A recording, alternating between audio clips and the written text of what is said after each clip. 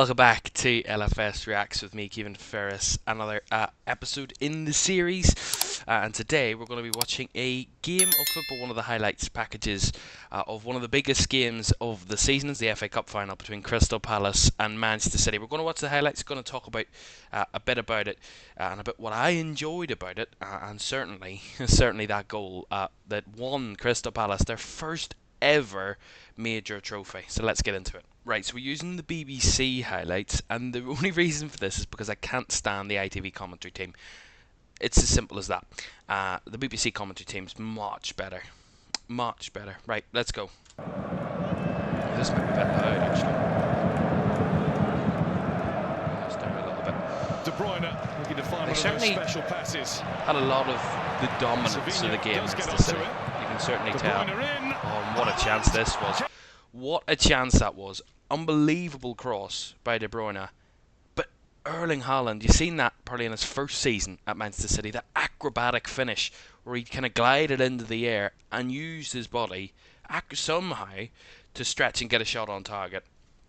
And Dean Henderson was sensational in this game for Crystal Palace. I mean, look at this save again. What a ball by De Bruyne. And then Haaland, what a save!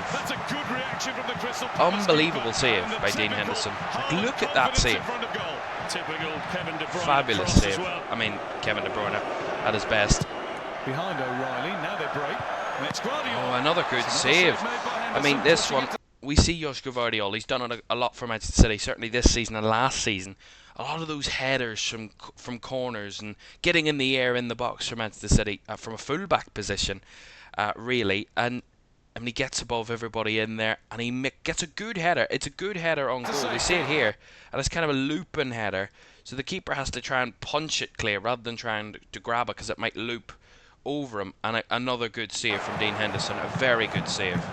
But this was like the first 15 minutes. I remember the game, and the first 15 minutes, it was all Manchester City, and they were their two best chances, but it was all City were all over Palace in the first 15 minutes of this game. This is the goal, and I cannot wait to see this again. I could watch it for hours on end. This is the Palace goal, I think, or is it the next one? No, it's this one.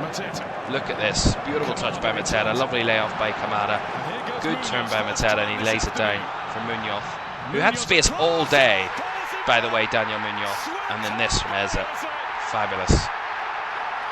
Absolutely fabulous finish by Bereza. I mean, look at this counter-attack, and I mean, this is what I absolutely love. The counter-attack is so incredible at times. It might be the simple thing to do, or kind of the least beautiful way at times of playing football, defending deep and hitting on the counter. When you do it right, it's absolutely gorgeous, and that was perfect from Palace. They knew the weakness of Manchester City and they exploited it, and they almost did it here again. I remember this, they could have went 2-0 up minutes after. Look at this, space for Munoz again, all over the place of City, and the flick on by Sarr, nicely flicked, and again right at Ortega, but they could have had 2-0 there at Palace. Unbelievable. Haaland charging down the middle. Oh, yeah, this is the one that caused the most contention. That Dean Henderson might have had a red card. Initially, I thought that Haaland tapped it away, kind of hit it away with his own foot. But when you see the replay, it's no doubt it should be a red card for Dean Henderson. Because I mean, what was he doing here? Like, this is just look. Where does he think he is? That's terrible. I mean, that's terrible. That should be a red card. He's so lucky, and for Palace it would have been so unfortunate, but he's incredibly lucky there, Dean Henderson, to not have got a red card. Terrible. Yeah, it's definitely a penalty. It's 100% a penalty. It's just lazy defending from Tyreek Mitchell, really. It's just he's trying to get the ball, he miscues it, he stretches out for it. Yeah, it's just a little bit clumsy. But this is the one thing. You saw Erling Haaland there kissing the ball. I don't know why he didn't take this. Nothing against Omar Marmoush, because he's a very good player and a very good penalty taker, but why did Erling Haaland not take it? It baffled me, that. I mean, and you can see why. I mean, look at Omar Marmoush's penalty here. It's not great at all. terrible. It's a good, great save, but it's a terrible penalty. And then the follow-up caught by Dean Henderson. Look at Palace fans, man. I mean, sensational. It's a great save. It's not a great penalty. It's low. It's not right in the corner. The keeper can get to it, and you always give a keeper a chance. And Dean Henderson, the form he was on this day was just remarkable. Taking on Mitchell, and he delivers a cross. That was a great header.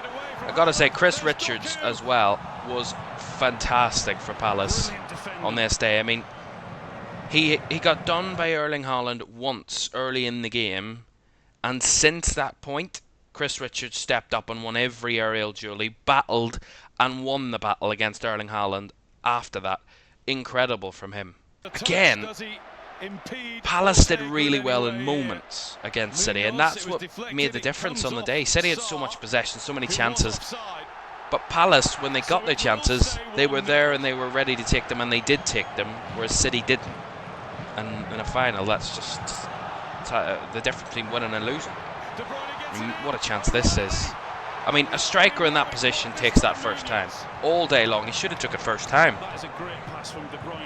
He takes too long on it, Nico O'Reilly, and then tries to get it on his left foot, he gets charged down, but an instinctive finish would have got him a goal there. The many chances Manchester City had on the day were incredible, but they just couldn't find the net. And it was either Dean Henderson made a great save, or they just messed up the chance completely.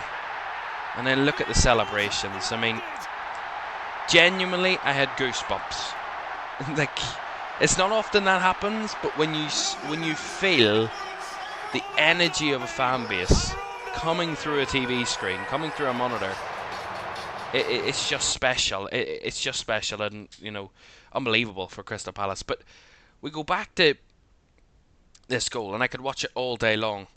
But what I love from Palace, and I don't think the highlights show it. Really, I'll mute this because there's no need for me to have it on. But look at, it doesn't show you, but see the three centre-backs. They play it around between the goalkeeper and the three centre-backs, Palace. And you think, oh, right, they've got nowhere to go. But what they do is they entice Manchester City on. So look, Man City, their three players are pressing man for man on this occasion. And you think, oh, he's going to try and maybe get it to Mark Guehi, or he's just going to try and play it down the line here to Munoz. But what he does, Chris Richards, is he knows that Man City have applied the press and plays the long ball. Plays the ball over the top, into the striker, here in Jean-Philippe Mateta. He's got runners off him, and Eza and Kamada. So, and on that occasion, Palace shouldn't get forward out of that position because the bodies Man City have in that area.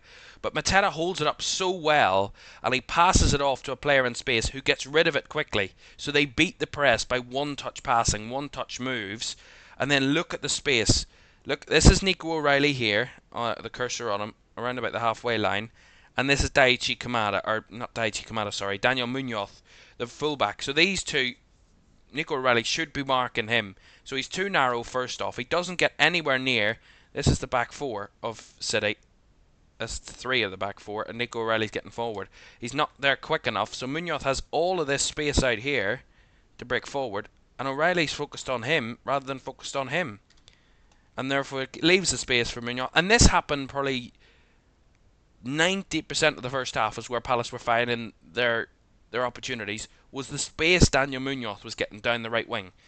And it was something Pep had to figure out, and in the end he did. But look at this ball from Daniel Munoz again. Fabulous play by Mateta, and then just a perfect ball across the box. And the finish from Abere Eza is just instinctive. Like, it's just perfect. Sweeps it with his right foot, just runs onto it. It's the perfect whip, the perfect cross, and the perfect connection from the striker to finish it. I remember getting really kind of in on it and really kind of up for it in the commentary on the day, because for first 15 minutes Palace couldn't get out. They couldn't get forward, they couldn't get their attackers on the ball, and the first time they did, they break up the other end and find the space. And I think their game plan worked to perfection in that moment. They enticed Man City on, they left the space, Mateta held it up well, they had one-on-one touches, or one-touch passes to move it quickly, to beat the press, and then they find the free man in the wide area, and then you just whip a ball in, and see what your attackers can deliver. It was perfect game plan from Crystal Palace, absolutely perfect, and full congratulations to them because they deserved it, absolutely deserved it. Well, there you are. That's another episode of the LFS Reacts Show as we reacted to the FA Cup final. What more would you want to see? Like, subscribe, and comment down below what other reactions you would like to see us do to any of the football clips you would like to see us react to. Thanks for your company, and we'll see you very soon.